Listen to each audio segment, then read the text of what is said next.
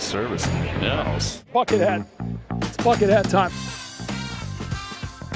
TC, you're undefeated, man. You're undefeated. All right, Kyle, I joked yesterday when I asked you to come on that, around here it takes a long time to become one of us. You haven't had that much time. I mean, you've been here a couple months, but it might be a few years before we don't think of you as someone from out of town. So as a guy coming in from out of town, tell me what it's been like. What have we're about a third of the way through the season. What are your impressions of all of this? Playing Fenway, you've been here on the other side, but being part of this, what's it been like? It's been awesome. I mean, every night to be able to come out here and be a part of this, have this as your home field. I was just talking to, one of the Reds guys about this being the home field, and it's an amazing thing just because of all the tradition, all of the history, the people that I've come in contact with here are second to none. I mean, everybody's been so welcoming. I know I'm not part of it yet, but eventually I'll get there, but everybody's making me feel like I'm a part of it. You're becoming part of it. I think, how's the driving? Because that's the one thing most people get here, and it takes a while to figure your way around these streets. I don't have a car. I live right next to the field. I can see the field right out my window, so no need for a car at this point. That's really funny. Cam Neely, the hockey player, told me once, like, guys would struggle at home sometimes, and guys, young guys would have great, and then they come home, you got family obligations.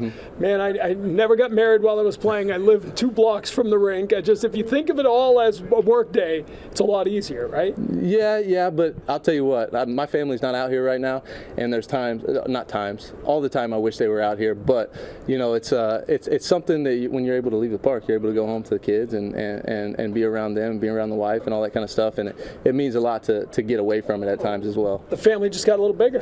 Got a little bigger, yes, and we were a circus already, and now we're even a bigger circus. No longer man to man. I'll tell you what, my wife's doing it on her own right now. They're coming out after the next road trip, so looking forward to them coming out. Yeah, you took the paternity leave.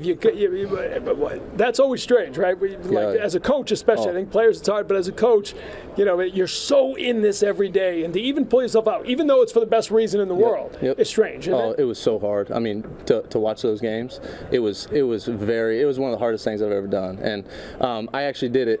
I did it 2 years ago when we had our second, and that was hard as well. So I would rather be on the field, but obviously my wife needed me there, and I actually made it within an hour of us having the kids, so at least I made it there in time. Time efficiency is important. So 3 and done, or are we going to continue to play zone defense here? Well, right when we had Hayes, the first thing she told me, she didn't know if it could be the last one, and I looked at her a little bit cross-eyed after that one, because I don't think I'm ready for the next one yet. We'll take some time and think about that decision. The speed, we joked about coming on. What would be a good reaction if there's any bump from coming on the podcast? What would be good for a first base coach would be everybody steals tonight and everybody's safe. Let's do it. I'm in on that. What's it been like, though? It's different this year. The running game is such a big part of the game again. It's what baseball wanted. It's why the bags are bigger. It's why there's limited checks by the pitcher.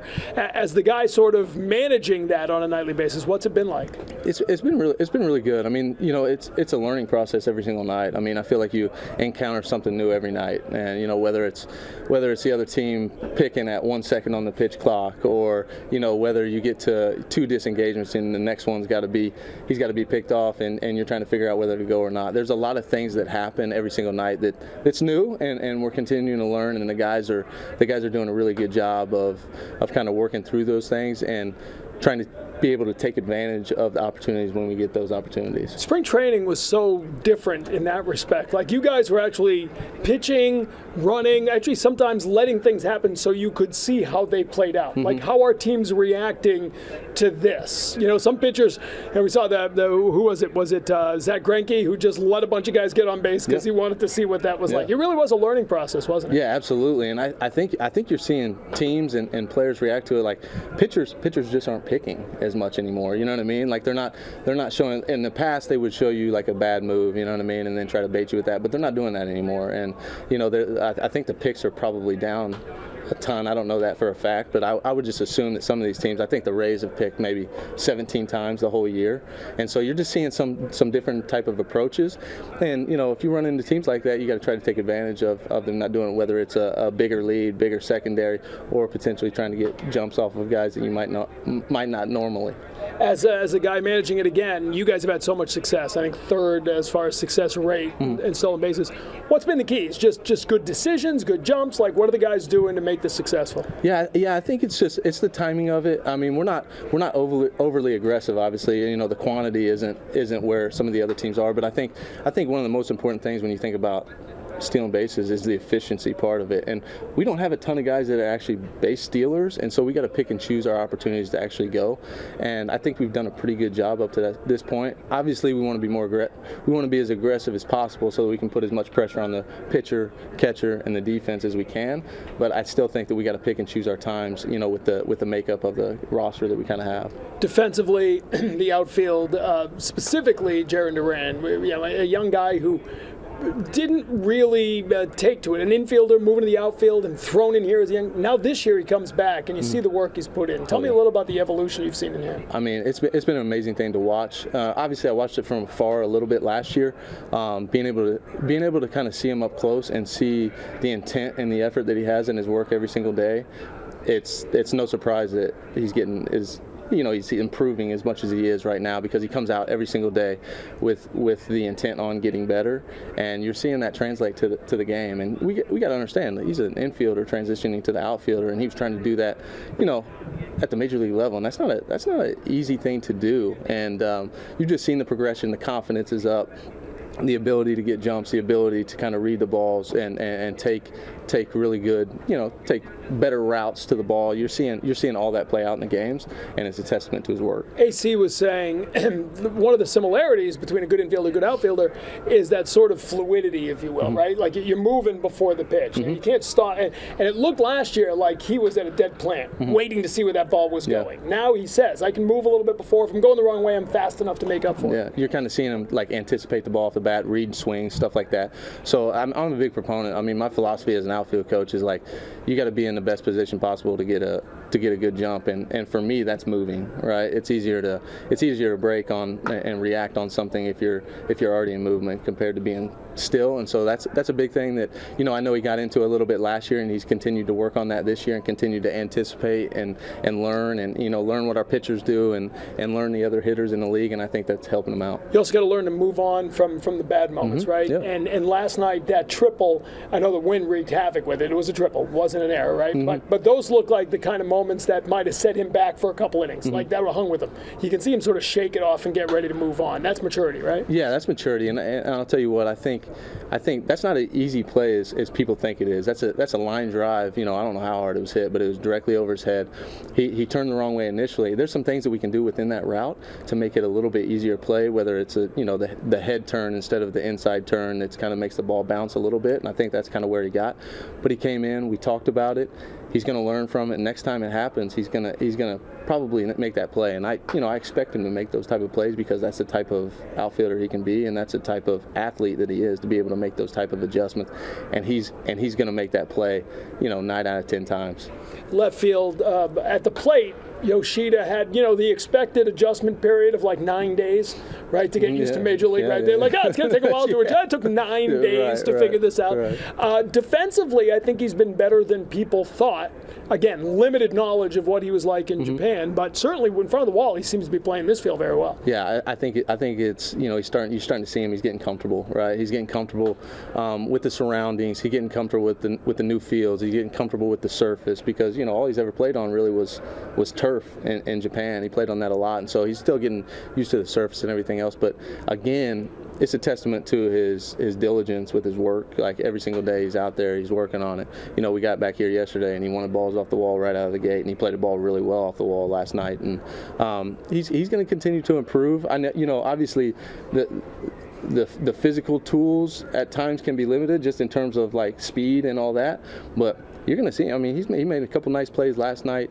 He's going to make the routine plays. He's going to make the right decisions, and that's all we can ask for. How's the communication process with a guy coming over to Japan? What was that like in spring training? How's it going now? It's been tough. It's been a hard thing, just because, I have no background with, obviously, the Japanese language at all, compared to speaking Spanish or whatever, through playing days, being able to communicate with other guys who speak Spanish, stuff like that. So it's definitely different, and but I feel like we've done a good job, and I've tried to I've tried to broaden my terminology in Japanese, and I know he's working hard on his English as well. And obviously, having Kay around in spring training, having Kay around here has been a huge help for us, overall. And we're continuing to work through it. There's times out there at first base where it's moving pretty quickly, and it's hard to communicate. But it's going to be a continued, learning curve and process to keep figuring each other out in those times. You talk about things that happen at first base. It's happening with the clock going now. Mm-hmm. Have there been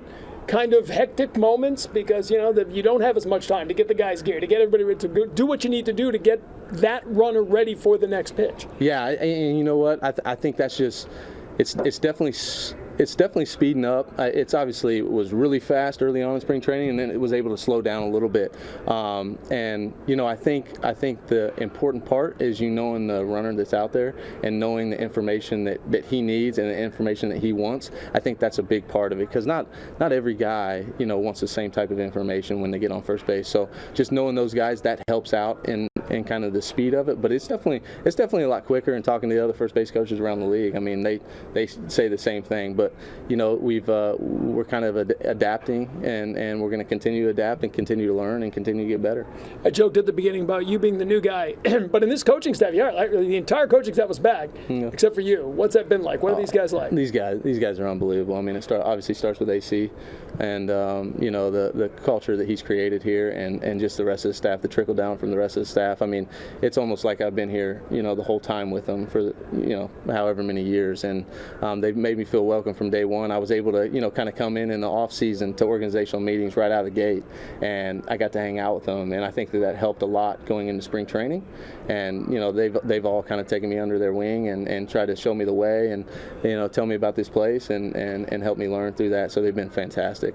Because you came from the ultimate taskmaster. Tito is such a tough guy to deal with. We had him here for so long, and he's such a treasure to be around. Oh, I mean, really, just to be around Tito, you'll learn something every day. What was it like to be on his staff? I can't tell many of the stories that I have that I have about Tito, but I mean, come on, give me one about the scooter. Give me a scooter story. Do anybody get to touch that thing other than him? I mean, you have to touch it, because when he pulls into the ballpark every single day, the opening to the clubhouse, the doors right there, he pulls the scooter just right in front of the door. And he doesn't move it to the side or anything like that. You almost got to squeeze around the side of it to get through the door. So eventually somebody moves it out of the way and people are able to walk through. But when he pulls it up, it's right there. But it was unbelievable opportunity to be able to work with, work underneath that guy for the 3 years that I was able to, and get to know and learn from him as well. Yeah, the MLB documentary, did you get to see it? I didn't. I need to see it. But it's so perfect, and he even says, he goes, I'm barely a functional human being outside of the ballpark. He goes, literally, people they don't let me drive anymore. They don't but he'll say that because he's the most self-effacing guy I've ever met, right? Yeah. But if you're around him in the ballpark, it's a master class. Oh my gosh. If you can pick his brain on anything in baseball, and you will learn something every time. There's no doubt about it. And like I said, being able to learn, from that, I was able to spend some time away from the ballpark at the golf course and stuff like that with him at times too. And the stories that he has are pretty amazing to hear, and something I never thought I'd ever hear before. But being able to learn from him in the ballpark and seeing how he manages the game, seeing how he manages the bullpen, seeing how he creates a culture within a team, and how the players play for him, it's an amazing thing. It used to be amazing here. He'd be sitting in the old office before they renovated it, and his desk was just covered with prescription bottles and Metamucil bottles. He's like, no, I got to spend 2 hours going through all this stuff just to get through the day. I've definitely seen the Metamucil bottles. I'll tell you what. You should get a sponsorship. Every time, it's a good story about him. Every time I walk by his office, he'll yell at me. And the one time he yelled at me, one of the first days I was in there, he yelled at me when I came in. When I came in, I walked in there. I thought he was going to talk about baseball. And he's like, where's my ink to my printer? And so then I had to figure out where the ink was at. So after that time, I made sure that I was in a good spot to understand what was going on with his printer and what was going on with the ink and where the ink was at, so that I was able to go get some for him. Wasn't in your original job description. That was not. But you got to do whatever's asked. No doubt. You were. We'll go to the other side of this now. You were instrumental in his final game managing with the Red Sox, right? In in Baltimore. I let him know that a couple times. I'm sure you did. We were in the studio watching through that rain delay. Yeah. Incredible. You pinch ran for Chili Davis. For Chris Davis. Yeah. Chili's a little bit older. I didn't play with Chili. Yeah, no, that's right. Chili was on Tito's staff here. Yeah. But the way that came down, I mean, from a Red Sox perspective, it was incredible, right? Yeah. The rain delay while you watch the Rays come back, God. we're watching both, and then you guys get the 2 runs off Papelbon, and then Longoria hits the home run. You guys weren't going to the playoffs, but that felt like you guys had won a playoff game. What was that like on the Orioles side? I mean, yeah, it was unbelievable. I mean, a lot of people don't know about that. I think the Orioles had the best record in September that year, and so we were playing really good baseball at that time. And when you're not playing for a playoff spot, I think you have to find external motivations, to go out there, and obviously the Red Sox were playing to make the playoffs, and we wanted to disrupt that at the time. I know I'm probably gonna people don't like hearing that, but that's what it was, and when we were able to walk it off, those guys competed. We competed, all September long, and obviously ended it on a really good note, and it was a fun time, and it was a crazy night, that's for sure.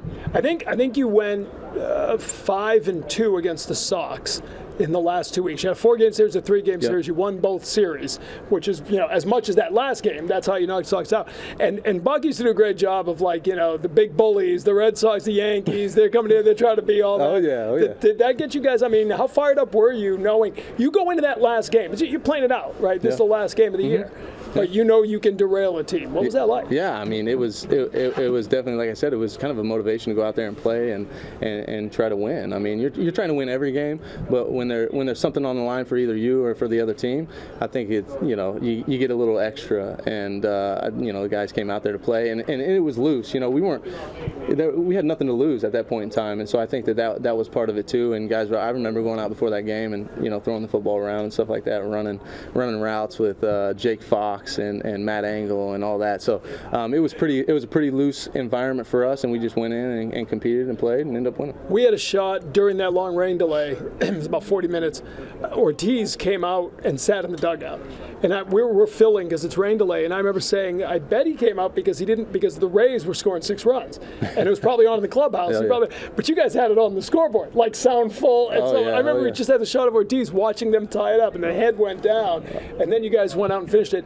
Longoria hits the home run after. That's when it's officially over. Yep. Were you guys in the clubhouse? Do you remember watching that home run? I remember it to this day, and people are not going to like these either, but that clubhouse went nuts when Longoria hit that home run. Was it Longoria? Or was it Longoria? I thought it was a lefty.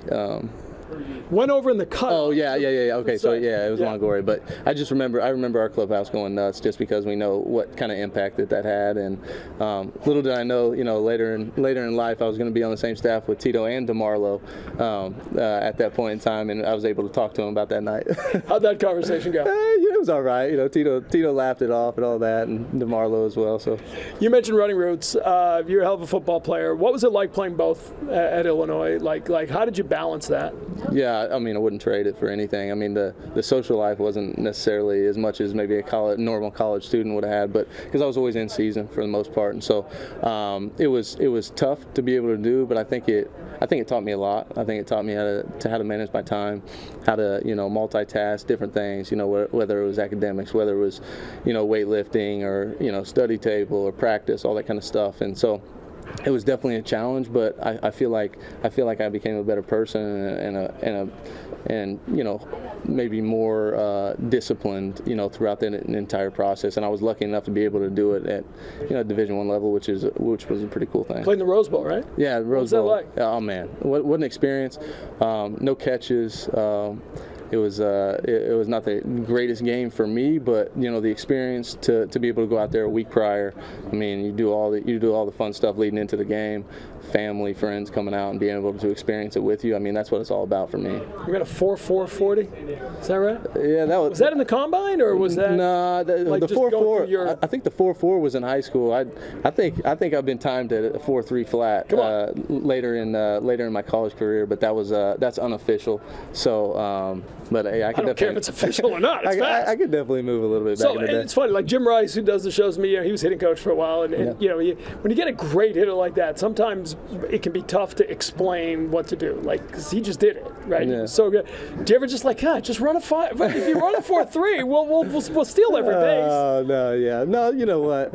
It's I understand. I understand that everybody doesn't have the speed, but some of the, to be honest with you, some of the best base runners and even some of the guys who can steal a lot of bases haven't been necessarily the fastest. I know a couple guys that I've seen in the past that don't necessarily have those physical attributes in terms of like the elite speed and all that, but really have the ability to see certain things and stuff like that. So, you know, you see those guys throughout, and those guys are really impressive, who are able to kind of, you know, maximize what they have, you know, with some of the other instinctual aspects of the game. Who dubbed you the Michael Jordan of the NFL Combine? So yeah, that was actually our special teams coach at Illinois, Dan Dish. So we did 6 a.m. practices.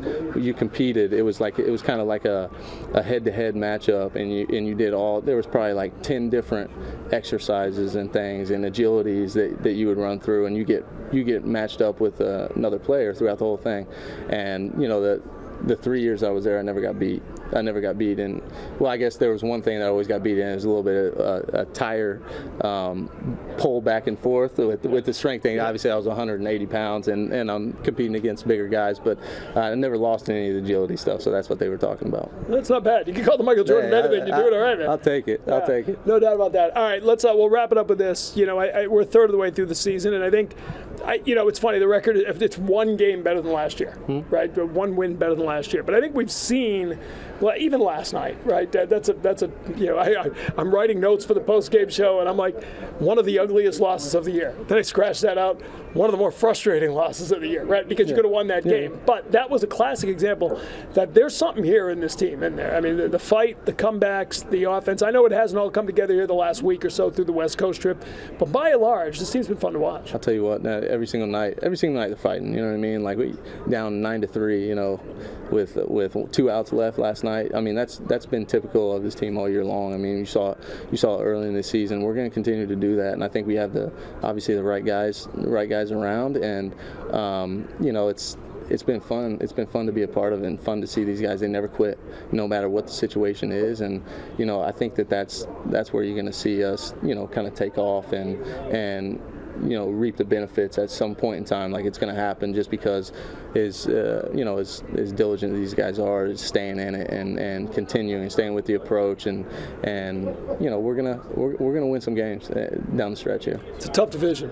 Oh man, yeah, it's a gauntlet every single night. Group of death. I don't think you want it any other way, to be honest with you. I think you got to come out and compete against the best every single night. And I know we don't play the division as much as we have in the past, but you still got to keep up with the division. It's coming, right? Yeah. You got forward Tampa this weekend. 2 weekends against the Yankees after that. Yeah, and so we got a chance. You know, we got a chance to kind of make up some ground. We know where we stand right now, and we'll have the ability to do that. And we're gonna lay everything out there for sure. All right, I'll ask you finally. I began by saying you're the new guy.